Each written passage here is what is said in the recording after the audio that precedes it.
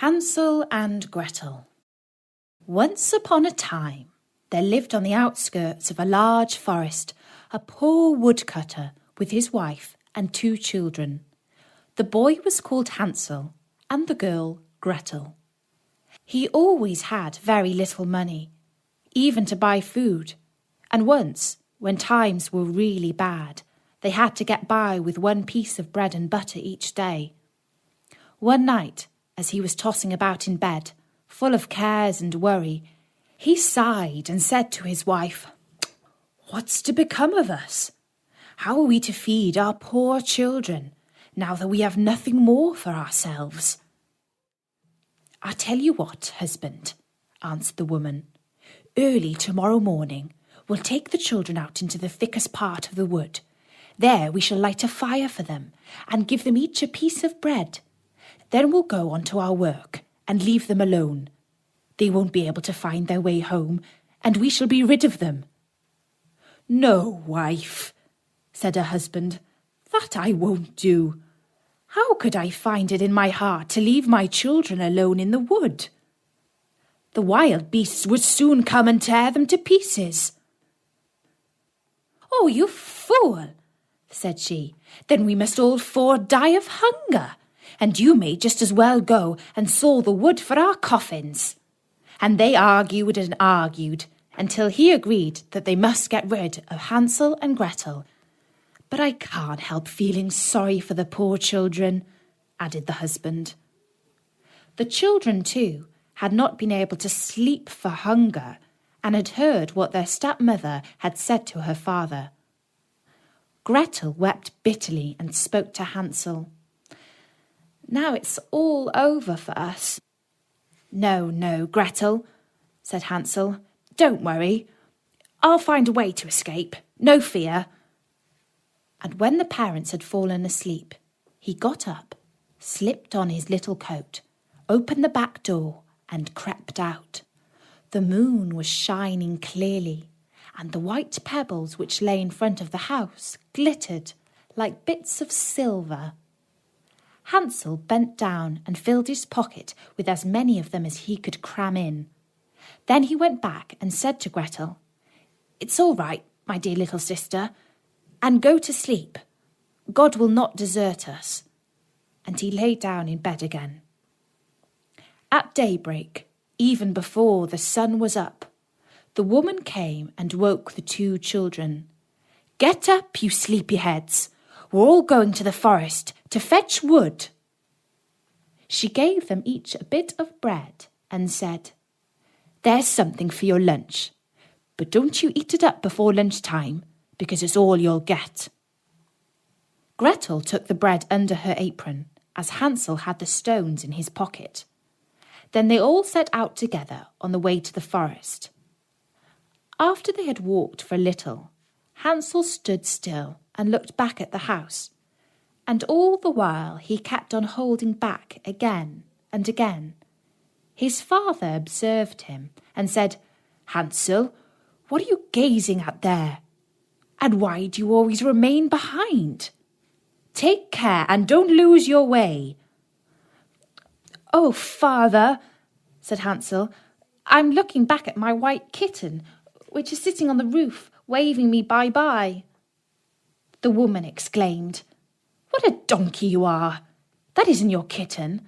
That's the morning sun shining on the chimney." But Hansel had not looked back at his kitten.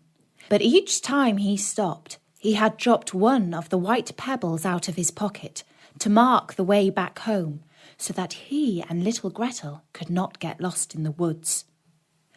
When they had reached the middle of the forest, the father said, "Now, children, go and fetch a lot of wood, and I'll light a fire that you may not feel cold." Hansel and Gretel heaped up brushwood till they had made a pile nearly the size of a small hill. The brushwood was set fire to, and when the flames leaped high, the woman said, "Now lie down at the fire, children, and rest yourselves. We are going into the forest to cut down wood.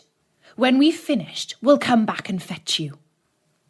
But instead, the old parents crept back to their cottage, leaving the children behind. Hansel and Gretel sat down beside the fire, and at midday ate their little bits of bread. And when they had sat for a long time, their eyes closed with tiredness, and they fell fast asleep. When they awoke at last, it was pitch dark. Gretel began to cry and said, "How are we ever going to get out of the wood?" But Hansel comforted her. "Wait a bit," he said, "till the moon is up, and then we'll find our way sure enough." And when the full moon had risen, he took his sister by the hand and followed the pebbles, which shone like bright new coins, and showed them the path. They walked on through the night, and at daybreak reached their father's house again. They knocked at the door, and when the woman opened it, she exclaimed, "You naughty children! What a long time you've slept in the wood! We thought you were never going to come back." But the father rejoiced, for he felt guilty for leaving his children behind them. Not long afterward, there was again a great shortage of food in the land, and the children heard their mother speak to their father in bed one night like this: "Everything is eaten up once more. We have only half a loaf of bread in the house, and when that's done, it's all up with us. The children must be got rid of. We'll lead them deeper into the wood this time, so that they won't be able to find their way out again. There's no other way of saving ourselves." The man's heart felt heavy, and he thought, surely it would be better to share the last bite with one's children. But his wife wouldn't listen to his arguments, and they quarrelled for a long time until the old man finally agreed that the children had to be got rid of, although he was very sad about it. But the children were awake and had heard the conversation. When the old people were asleep, Hansel got up and wanted to go out and pick up pebbles again, as he had done the first time, but the woman had barred the door, and Hansel couldn't get out. But he consoled his little sister and said, "Don't cry, Gretel, and sleep peacefully, for God is sure to help us." At early dawn, the woman came and made the children get up. She gave them their bit of bread, but it was even smaller than the time before. On the way to the wood, Hansel crumbled it in his pocket, and every few minutes he stood still and dropped a crumb on the ground. "Hansel, what are you stopping and looking about you for?" said the father. "I'm looking back at my little pigeon, which is sitting on the roof waving me farewell," answered Hansel. "Fool," said the wife, "that isn't your pigeon. It's the morning sun glittering on the chimney." But Hansel gradually threw all his crumbs on the path. The woman led the children still deeper into the forest, farther than they had ever been in their lives before. Then a big fire was lit again, and the mother said, "Just sit down there, children, and if you're tired you can sleep a bit. We're going into the forest to cut down wood, and in the evening when we're finished we'll come back to fetch you." At midday, Gretel divided her bread with Hansel, for he had strewn it all along their path. Then they fell asleep, and evening passed away, but nobody came to the poor children. They didn't wake till it was pitch dark, and Hansel comforted his sister, saying, "Only wait, Gretel, till the moon rises. Then we shall see the breadcrumbs I scattered along the path. They will show us back to the house." When the moon appeared, they got up, but they found no crumbs, for the thousands of birds that fly about the woods and fields had picked them all up. "Never mind," said Hansel to Gretel. "You'll see we'll find a way out." But all the same they did not. They wandered about the whole night, and the next day from morning till evening, but they could not find a path out of the wood. They were very hungry too, for they had nothing to eat but a few berries they found growing on the ground. And at last they were so tired that their legs refused to carry them any longer, so they lay down under a tree and fell fast asleep. On the third morning, after they had left their father's house, they set about their wandering again, but only got deeper and deeper into the wood. And now they felt that if help did not come to them soon, they must perish. At midday, they saw a beautiful little snow-white bird sitting on a branch, which sang so sweetly that they stopped still and listened to it. And when its song was finished, it flapped its wings and flew on in front of them.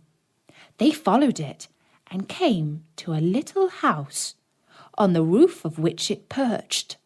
And when they came quite near, they saw that the cottage was made of bread and roofed with cakes, while the window was made of transparent sugar. "Now we'll tuck in," said Hansel, "and stuff our faces with the food. I'll eat a bit of the roof, and you, Gretel, can eat some of the window, which you'll find a tasty little snack." Hansel stretched up his hand and broke off a little bit of the roof to see what it was like, and Gretel went to the window and began to nibble at it. At that moment, a shrill voice came out from the room inside. "Nibble, nibble, little mouse, who's nibbling at my house?"